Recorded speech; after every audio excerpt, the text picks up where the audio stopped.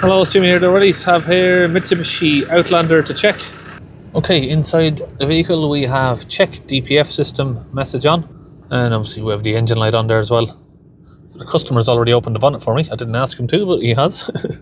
Okay, I'm going to use this scan tool, MooCar 892BT. Right, so we had it connected to a different vehicle here, so let's exit that and start again. So we'll do auto search. This is a really good tool for the money. I get asked a lot which is a decent tool that you can buy for a decent price. This is under £400, I think. With a discount code, I've got a 10% discount code that I'll put in the video description where you can buy it from. And yeah, it's a really good tool for the money. So let's see how it can do on this Mitsubishi here. Okay, so we hit search and we'll do select all, smart scan. Really, we only need to look at the engine, but we'll just scan the complete car.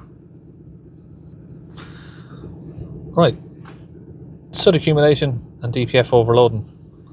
Normally these vehicles, they do have issues with ash buildup. 126,000 miles, so it's likely it's got a bit of ash buildup in there. And these also suffer with oil dilution. Because of that, the DPF will try to regenerate consistently over and over and over. Each time your DPF regens, you get a couple of mil of diesel enter the engine oil through the piston cylinders, and obviously when it is very, very repetitive, that can add up over time, and that's how you get oil dilution. So let's go into the engine here, have a look at some live data. We're probably going to need to remove some engine oil from this or change the engine oil. 90% of my customers just ask me if I can just remove some of the excess oil, but ideally it does need changing. Let's have a look at the differential pressure. And I hate when they've got all of these different ones. We just want a standard DPF pressure sensor there. 10 kPa. I hate kPAs. We want to read it in HPA or millibar. 110. That is absolutely ridiculous pressure. Let's hold the revs up at 3,520. So this, I mean, with pressure that high, we could have a damaged DPF. That is very, very, very high pressure. We don't know if we can save it without trying, but I suppose that's what we'll have to do. We'll have to see how often it's been regenerating. Let's get the live data on here and see what else we can find about regen. So if we can, hopefully see how often it's regenerating, which is like the average distance, probably. Not every car will tell you that.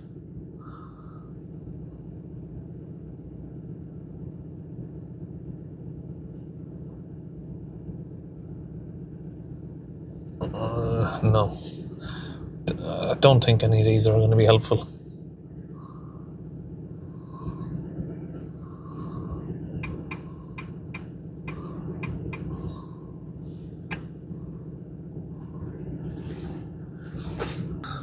We checked the engine oil there. It's way above max.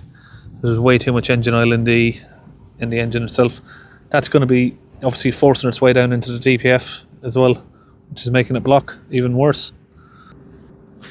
So the DPF pressure sensor is over there. Obviously there's too much engine oil in it. Okay, so just had a chat with the customer there. Now, given the information that I've told him, that there is a risk that the DPF could be damaged. I've said that many, many times. 95% of the time they're not damaged, but there is a small risk.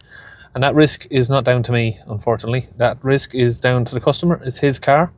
So if he wants to gamble paying for a DPF clean, it's his risk with the money. I can't offer a guarantee to clean the DPF, and if it doesn't work, people say they don't want to pay or they want their money back because the DPF clean wasn't successful. I know that my DPF cleaning works, as long as the DPF isn't damaged. The only way to find out if it's damaged is either remove the whole DPF, or we try and clean it. So unfortunately, the customer doesn't want to take that risk. I've just gave him the information. He said he doesn't want to risk it, so he's going to go away, get a new DPF, and have that fitted instead.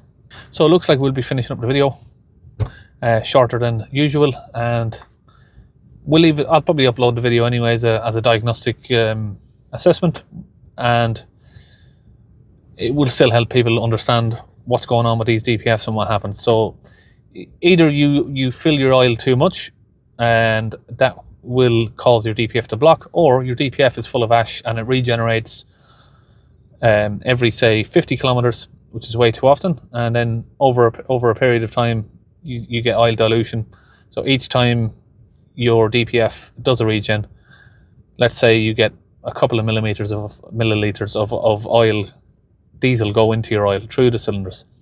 If that happens, 5 times a day, over the space of a month or two, it'll build up, and then your oil level goes too high, your DPF blocks even worse, and then you get all your error lights on.